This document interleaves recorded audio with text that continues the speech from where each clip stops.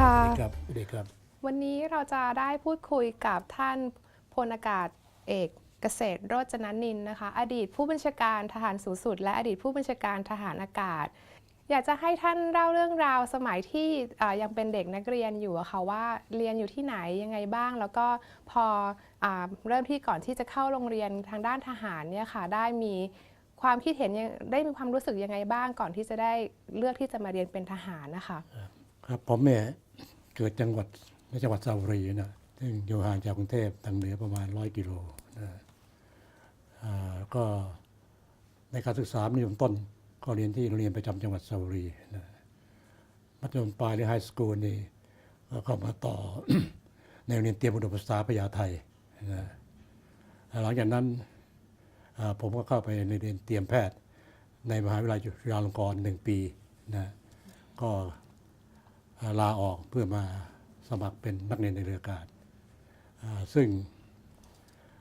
ทำไมผมถึงอยากเป็นนักเรียนในเรืออากาศเป็นนักบินเพราะจังหวัดสระบุรีผมก่อนนั้นมีสนามบินนะแล้วมีนักบินกองทัพอากาศไปประจำอยู่ที่นั่นก็มีความสนใจในเรื่องการบินนะก็เลยตัดสินใจ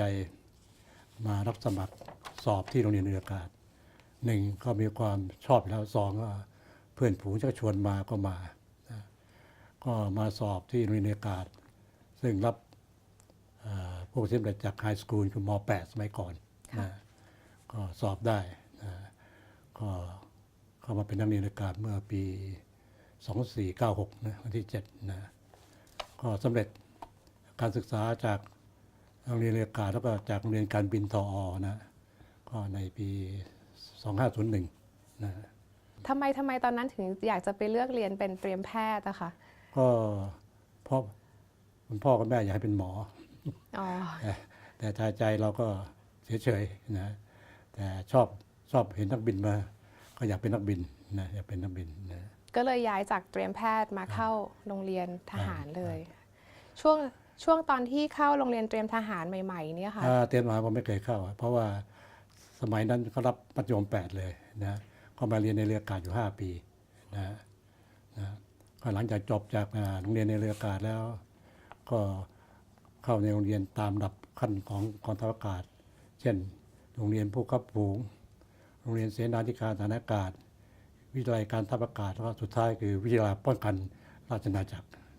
สมัยที่อยู่โรงเรียนในเรืออากาศท่านเคยได้รับบทบาทสำคัญเป็นผู้นำของโรงเรียนหรือว่าได้รับเลือกจากเพื่อนๆให้เป็นผู้นำในโรงเรียนบ้างไหมคะผมนี่เป็นนักเรียนผู้กำชานะตั้งแต่อยู่ปี2นะนักเรียนผู้บังคับบัญชานี่มีบทบาทหน้าที่ยังไงบ้างก็ดูแลรุ่นน้องๆดูแลน้องๆนะหมายความว่าเราจะหัวหน้าหมวดหัวหน้ากองอะไรต่างๆนะแล้วตอนที่อยู่โรงเรียนในเรืออากาศเนี่ยค่ะพอเริ่มเข้ามาทำงานเป็นข้าราชการทหารจริงๆเนี่ยคิดว่าบทบาทที่เคยเป็นผู้นำไม่ว่าจะเป็นผู้นำทางของรุ่นน้องรุ่นพี่นะคะมันเป็นได้นำบทบาทตรงนี้หรือว่าความรับผิดชอบตรงนี้เข้ามาใช้การที่เราเรียนมาก็เป็นสิ่งที่เรานำมาพัฒนาแล้วก็สร้างสรรค์ความคิดความฝันในสิ่งต่างๆที่จะพัฒนา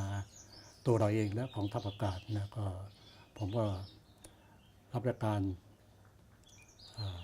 ได้กระเติมมาเรื่อยๆนะตั้งแต่เป็นผู้ขับฝูงเป็นผู้การกองบินสำคัญที่สุดก็เป็นเสนาธิการของทัพอากาศแล้วก็จนกระทั่งเป็นผู้บัญชาการทหารอากาศและผู้บัญชาการทหารสูงสุดแล้วบทบาทการเป็นผู้นำในการดูแลควบคุมลูกน้องเนี่ยค่ะมี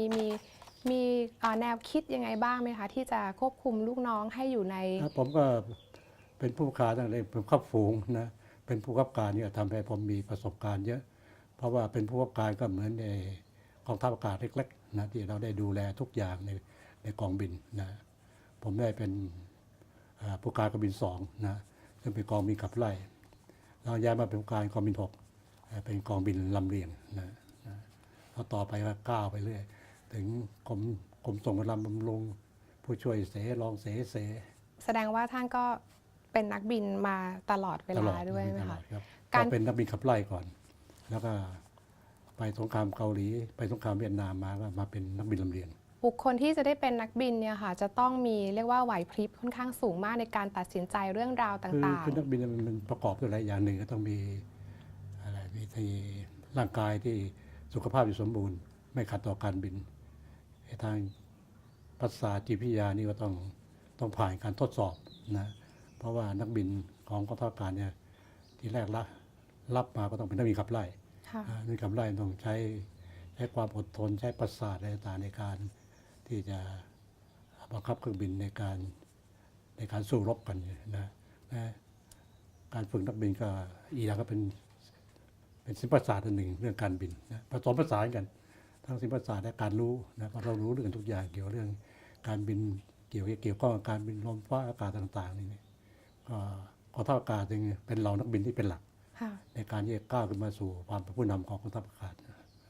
แล้วนักบินขับไล่ตอนที่ท่านเป็นนักบินขับไล่เนี่ยค่ะได้มีโอกาสไปเข้าร่วมสงครามนู่นหรือว่าเป็น ขับไล่ก็ตอนนั้นยังไม่มีสงครามครับเพราะว่ามีแต่ผมเคยบินใน F-84 ครับ F-86 นะ ค่ะ ก็สมัย F-84 ก็ไปฝึกร่วมกับทางสหรัฐอเมริกาที่ฟิลิปปินส์นะเรียกว่าโคบทันเดอร์อะไรต่างนะก็มีประสบการณ์ตอนที่จริงๆก็ผมเข้าสงครามในเวียดนามก็บินลำเลียง ค่ะ นะแต่เวียดนามบินลำเลียงจริงแต่ว่ามันมีภารกิจที่สำคัญคือการดรอปคือการทิ้งของให้ฝ่ายเราที่ถูกเวียดกงยึดล้อมต่างๆนะต้องบินต่ำแล้วก็เข้าไปทิ้งสัมภาระทิ้งอาหารให้อะไรต่างๆให้เนี่ยก็ถูกยิงเป็นประจำนะบางท่านก็ถูกยิงตก แต่ผมไม่เคยถูกยิงตกแต่เคยถูกยิงนะถูกยิงพรุนทั้งเครื่องก็ได้รับประกาศนียบัตรชมเชยคนที่ตกก็ได้ซิลเวอร์สตาร์ ก็คือสามารถที่จะหลบเลี่ยง ก็ใช้ปฏิภาณนะหนูนะคือในเวียดนามเนี่ยถึงแม้เราเป็นหน่วยลำเลียงแต่ว่างานหนัก ค่ะ เพราะเราซัพพลายในบริเวณที่เวียดกงก็ยึดครองอยู่ อย่างนั้นคนที่ส่วนใหญ่จะได้เทรนหรือได้ฝึกฝนขึ้นมาเป็นนักบินเนี่ยมีความจำเป็นด้วยไหมคะว่าจะต้องเรียนรู้เรื่องของการเป็นผู้นำในหน่วยงา ก็ น เรียน ด้วย มันก็ในเรืออากาศก็สอนด็อกเตอร์นะเราอยู่โรงเรียนไหนก็สอนโรงเรียนข้าวปูผูโรงเรียนเสวิทยาลัยการทัพก็สอนเรื่องการบริหารการจัดการความเป็นผู้นำยิ่งวิทยาลัยป้องกันอาณาจักรก็เรียนเพื่อจะพัฒนาประเทศชาตินะวิทยาลัยป้องกันพัฒนาอาณาจักรนะคือผู้ใหญ่เรียนนะรวมทั้งทางฝ่ายการพลเรือนหรือว่าบุคคลที่สมควรจะเข้ารับการศึกษาก็เรียนร่วมกับพวกเรานะ หลายคนนะคะบอกว่าในการขึ้นเป็นผู้บัญชาการทหารอากาศเนี่ยส่วนใหญ่จะต้องผ่านการเป็นทูตทหารในหลาย ๆ ประเทศด้วย แต่ของท่านเองเนี่ยท่านไม่ได้เป็นทูตในประเทศต่างๆ ทูตทหารนะคะประจำประเทศต่างๆ ท่านคิดว่าปัจจัยอะไรที่ทำให้ท่านเนี่ยไม่ต้องผ่านตรงจุดนั้น แต่ก็ได้ขึ้นมาเป็นผู้นำทหารอากาศเลยอะค่ะ คือผมยังมีประสบการณ์นะแต่การทำงานร่วมกับ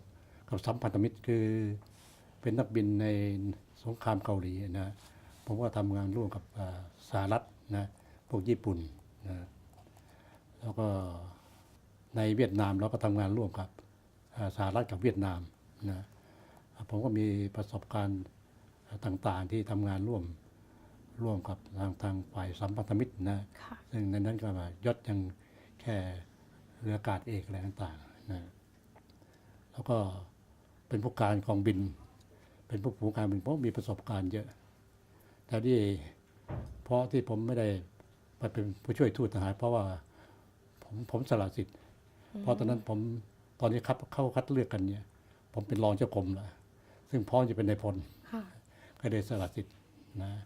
นอกจากผมไปสงครามเกาหลีสงครามเวียดนามแล้วผมก็ยังไปศึกษาต่อในสหรัฐนะคือเข้ารับการศึกษาในโรงเรียนผู้ขับผูของสหรัฐแล้วก็หลักสูตรและ Academic Instructor ค่ะ จากAir University ที่Maxwell Air Force Base อลาบามานะแล้วก็เข้ารับการศึกษาในเรื่องของ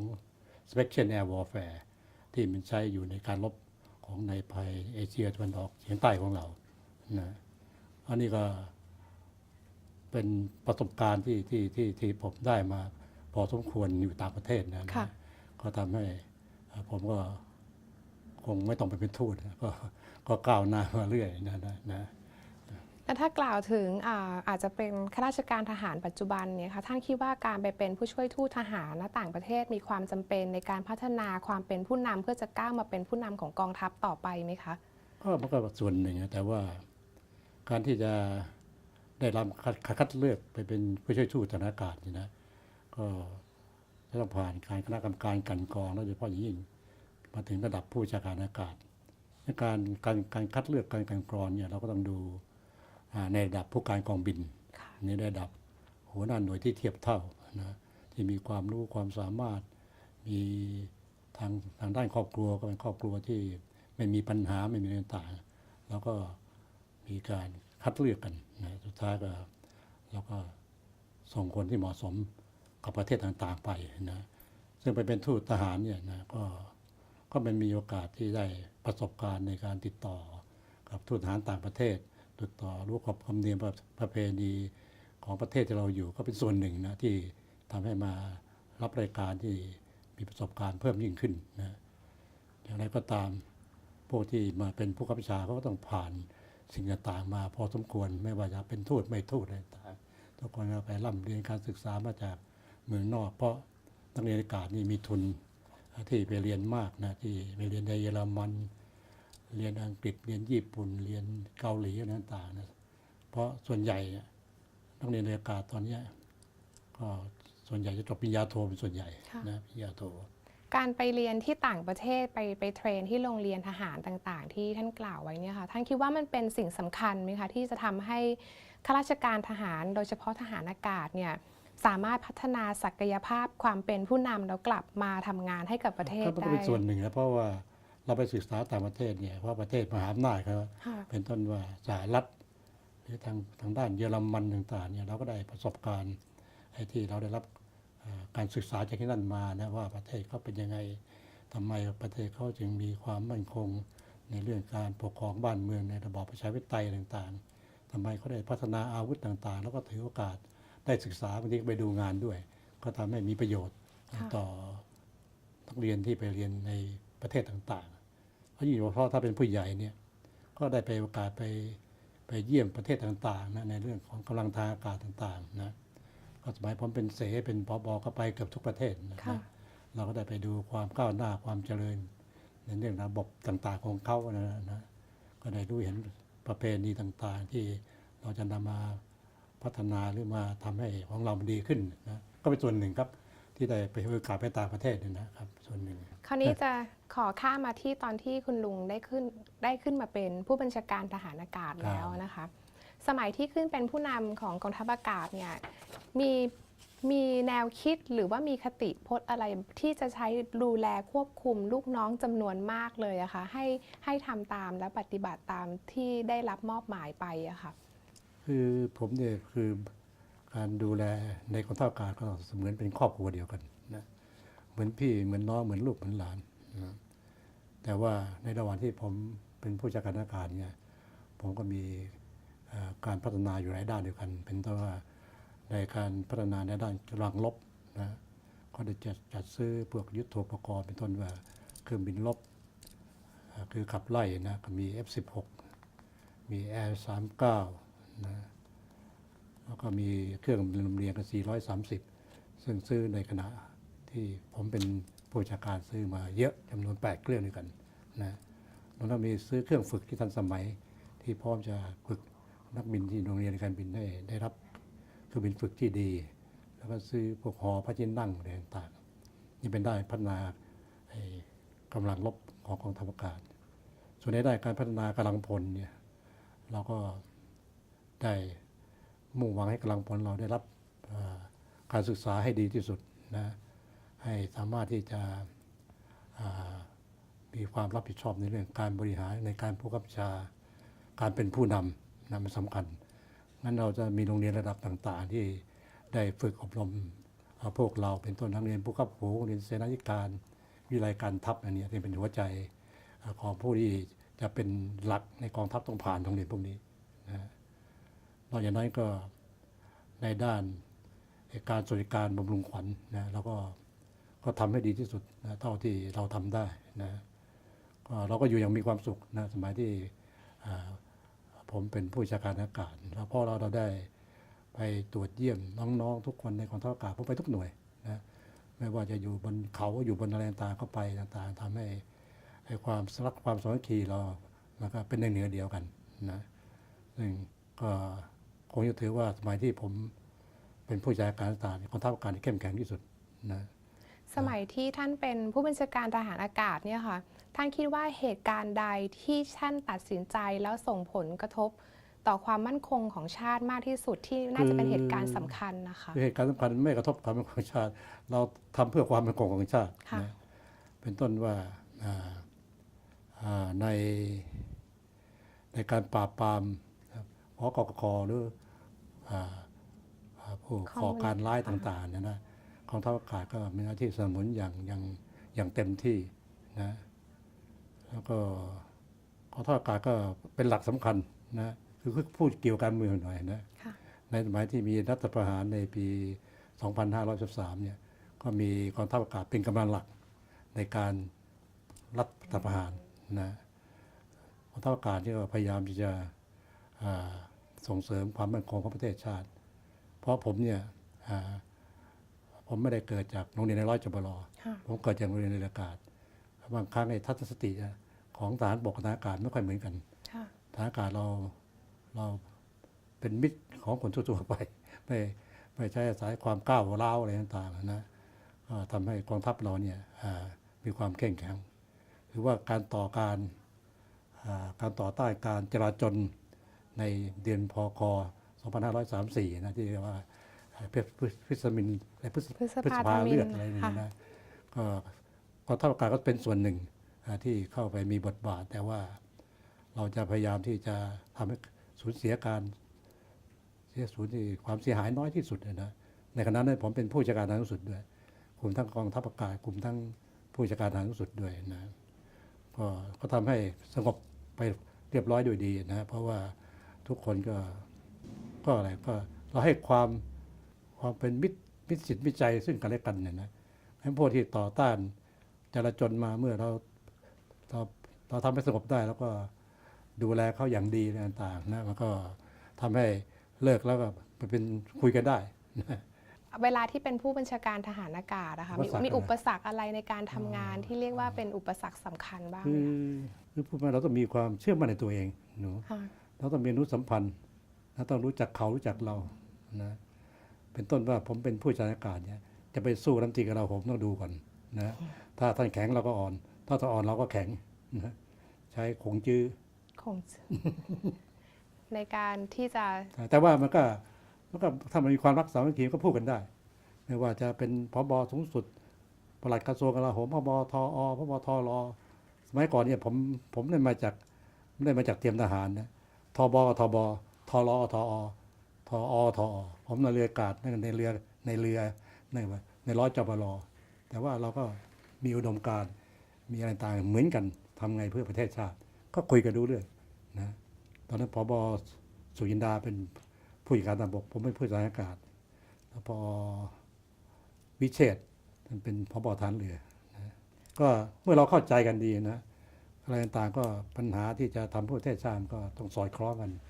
ไม่ออกนอกลู่นอกทางนะบางทีก็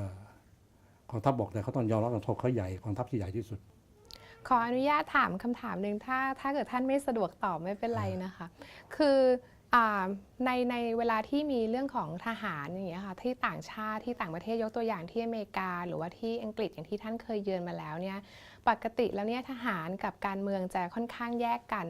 ไม่มายุ่งเกี่ยวกัน แต่ว่าในเมืองไทยเนี่ยบางทีทหารกับการเมืองเข้ามาเป็นส่วนเดียวกัน อย่างที่ท่านบอกว่าบางทีตอน 2534 เราก็เข้าไปดูแลตรงนั้นด้วยนะคะ ท่านคิดว่าความแตกต่างตรงเนี้ย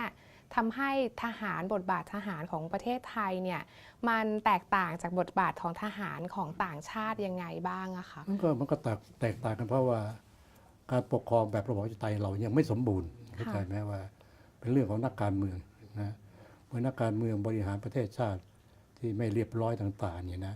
ก็ไม่มีอะไรที่จะแก้ไขได้นอกจากต้องใช้ทหารเข้ามาดูแลนะก็เป็นสิ่งสำคัญกับประเทศที่กำลังพัฒนาอยู่นะ ค่ะ เพราะเราจะใช้ทางสภาก็ไม่ได้อะไรต่างๆนะ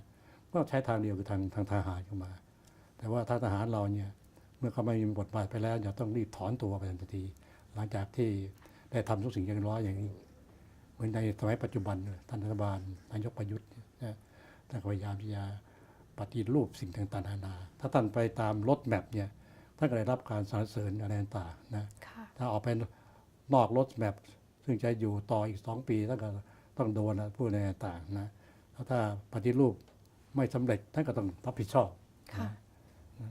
อันนี้เป็นขึ้นอยู่กับนักการเมือง ถ้านักการเมืองเราเนี่ยได้ทำหน้าที่ซื่อสัตย์สุจริตแล้วทำงานเพื่อประเทศชาตินี่นะแล้วก็มันก็ไม่มีอะไรนะที่นักการเมืองเราแตกเป็นพรรคเป็นฝ่ายต่างๆ แล้วก็ในเรื่องทุจริตต่างๆก็มีมากมายนะถ้ารัฐบาลเข้ามาแก้ไขในเรื่องนี้ได้ แล้วก็ปฏิบัติตามระบอบประชาธิปไตยที่พระมหากษัตริย์ประมุขมันก็จบนะทหารคงไม่เข้ามาเกี่ยวข้องนะครับ ถ้ารัฐบาลเขามั่นคงนะก็ต่อไปถ้าการปกครองบ้านเมืองของเราเรียบร้อยเนี่ยทหารเราก็เหมือนกับทหารของสหรัฐหรือทหารอังกฤษนะที่ทำหน้าที่เป็นที่ปรึกษาเป็นหน้าที่เป็นที่จะป้องกันประเทศชาติตามคำสั่งของรัฐบาลนะอันนี้ก็ปฏิบัติตามรัฐบาลนะ ค่ะ แต่เมื่อรัฐบาลไม่สามารถจะควบคุมสถานการณ์ได้ทำให้ประเทศชาติก้าวไปสู่ความไม่เรียบร้อยเราก็ต้องเข้าไปจัดการ เพราะไม่มีทางอื่นนะทางสภาก็ไม่ได้ เพราะสภาก็อะไรดู อาจจะ ก็เป็นเสียงของฝ่ายรัฐบาลพูดง่ายๆนะ คราวนี้สมัยที่ท่านเป็นผู้นำหรือว่าเป็นผู้บัญชาการทหารอากาศเนี่ยค่ะท่านมีผู้นำในอุดมคติที่แบบเป็นตัวอย่างหรือเป็นแบบอย่างที่นำมาปฏิบัติ ผมไม่จะพูดเรื่องด้านการทหารอยู่นะ ค่ะ การทหารที่เป็นตัวแบบอย่างผมก็มี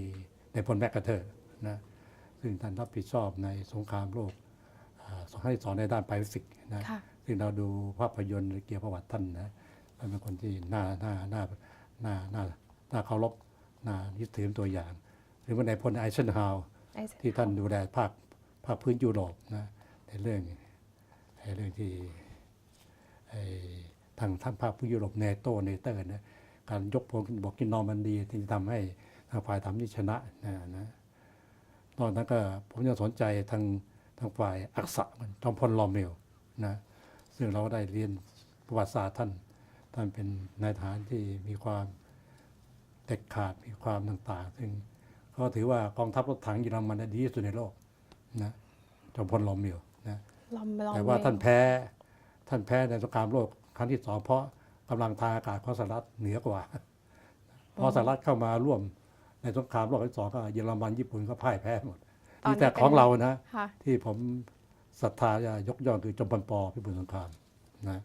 คือท่านเป็นนายกรัฐมนตรีเป็นนักการทหารที่พัฒนาประเทศชาติอยู่มากมายนะซึ่งเราวัฒนธรรมอะไรต่างที่เกิดขึ้นมาที่ถูกต้องอย่างเกิดสมัยท่านนั้นนะที่ว่าเลิกกินหมากผู้ชายต้องนุ่งกางเกงไม่อะไรนี่ต่างๆเนี่ยส่วนการเมืองเนี่ยผมก็ชอบที่เราศึกษานะจอร์จวอชิงตันนะที่ท่านเป็นผู้ประธานาธิบดีคนแรกของสหรัฐที่ได้ต่อสู้ต่างๆมาเมื่อก่อนนี้อเมริกาก็ปกครองโดยอังกฤษฝรั่งเศสสเปนต่างๆก็มีการสงครามกลางเมืองต่างๆท่านก็ทำให้รวมตัวกันได้ ต่อไปก็อับราฮัม ลินคอล์นประธานาธิบดีเลิกทาสนะซึ่งอันนี้มันสะกิดใจผมเมื่อก่อนประเทศเราก็มีทาสนะแต่อเมริกันก็เลิกก่อนเรา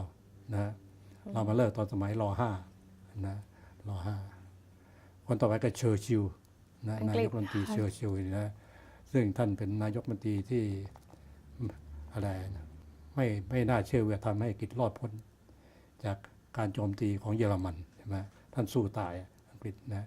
พอดีสหรัฐเข้ามาร่วมด้วยเลยทำให้อังกฤษมันรอดนะในภาคพื้นเอเชียเราผมก็นิยมมีอยู่คือพาธาคันธีนะท่านมีอาหิงสาที่ทำให้อินเดียเนี่ยมีอิสรภาพจากอังกฤษนะหรือว่าเติ้งเสี่ยวผิงนะที่เปิดประตูบ้านไม้ไผ่ของจีนหรือสุดท้ายก็รีกอนยูนายกรัฐมนตรีของสิงคโปร์ที่ท่านทำยังไงที่มาทำให้สิงคโปร์เป็นประเทศที่มีความมั่นคงทุกด้านนะทั้งที่ถูกแยกตัวมาจากมาเลเซียนะเพราะสมัยก่อนนั้นนะมาเลเซียเนี่ยเขาไม่ค่อยชอบ ชาวจีนกับชาวแขก ค่ะ เพราะจีนเนี่ยเก่งในเรื่องทางธุระ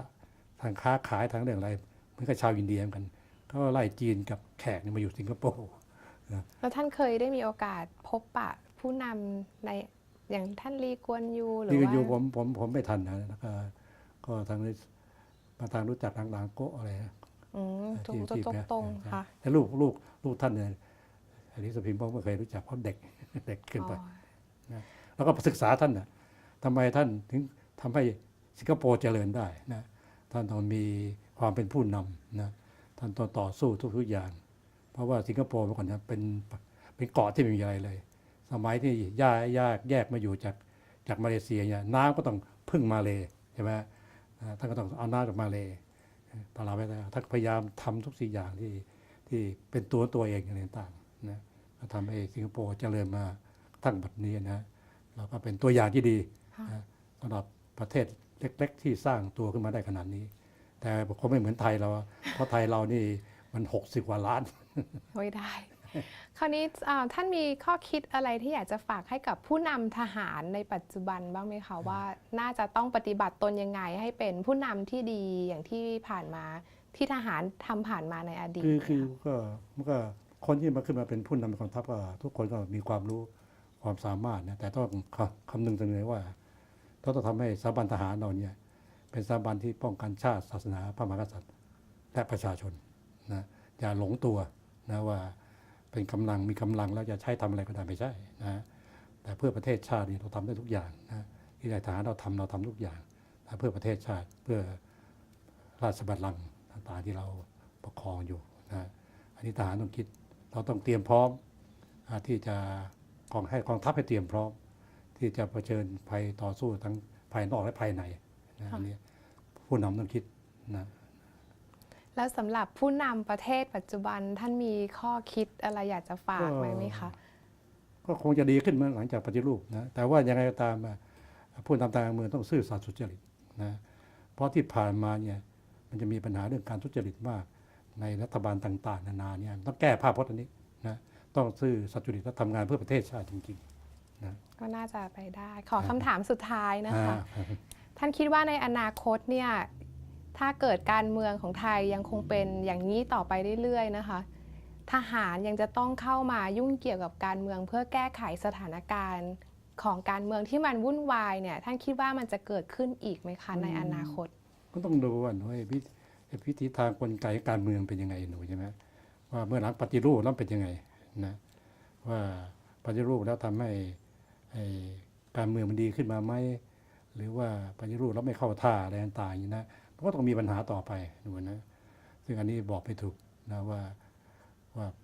ทหารจะเข้ามาเกี่ยวข้องหรือไม่ ถ้านักการเมืองบริหารชาติประเทศด้วยความถูกต้องด้วยความไม่มีทุจริตนำประเทศชาติไปสู่ความมั่นคงในด้านเศรษฐกิจสังคมอะไรต่างๆทหารเนี่ยก็ไม่มีปัญหาอะไรนะกองทัพเราก็เหมือนกับกองทัพของประเทศมหาอำนาจคือสหรัฐกับอังกฤษนะก็ต้องอยู่ภายใต้ผู้นักการเมืองที่เป็นประธานาธิบดีหรือเป็นนายกนะเราเหมือนกันตอนที่เราไม่มีอะไรบ้านเมืองเรียบร้อยแล้วก็เชื่อนายกท่านเป็นผู้บัญชาการสูงสุดของกระทรวงต่างๆดูนายกรัฐมนตรีนะ ก็ต้องขึ้นอยู่กับนักการเมืองสุดท้ายว่าจะเป็นยังไงนะคะแล้วก็ค่อยดูสถานการณ์อีกทีว่าก็ลองดูว่าหลังปฏิรูปแล้วเนี่ยนะมีการเลือกตั้งแล้วจะเป็นยังไงนะรัฐธรรมนูญออกมาเป็นแบบไหนนะถ้าไม่ออกมาไม่เรียบร้อยก็คงมีการต่อต้านอยู่แล้วนะก็สู่ความวุ่นวายนะมันก็ย้อนรอยเดิมนะทหารต้องเข้ามาอีกก็มีแก้ไขอีกประเทศชาติแล้วก็อยู่กับที่ไม่ก้าวหน้าเราถอยหลังมานานแล้วหนูนะเราจะเห็นได้ว่าชาติอาเซียนเราเนี่ยที่เขามีปัญหาอยู่มาเลก็ดีกับเราอินโดนีเซียก็ดีกับเราทั้งที่อินโดนีเซียมันระบบเผด็จการทหารมากกว่าเราอีกใช่ไหมตอนนี้เขาก็ดีขึ้นพม่าก็ยังดีขึ้นหนูใช่ไหมดีขึ้นตามลำดับเราจะไปล้าหลังกับพม่าล้าหลังเขมรล้ากับลาวหรือว่าประเทศกินได้ยังไงมันต้องพัฒนากันแต่ช่วงนี้เป็นช่วงที่หัวเรียวว่าต่อที่ว่าบ้านเมืองเราจะเป็นยังไงต่างนะก็เรียบร้อยแล้วค่ะขอบพระคุณมากนะคะ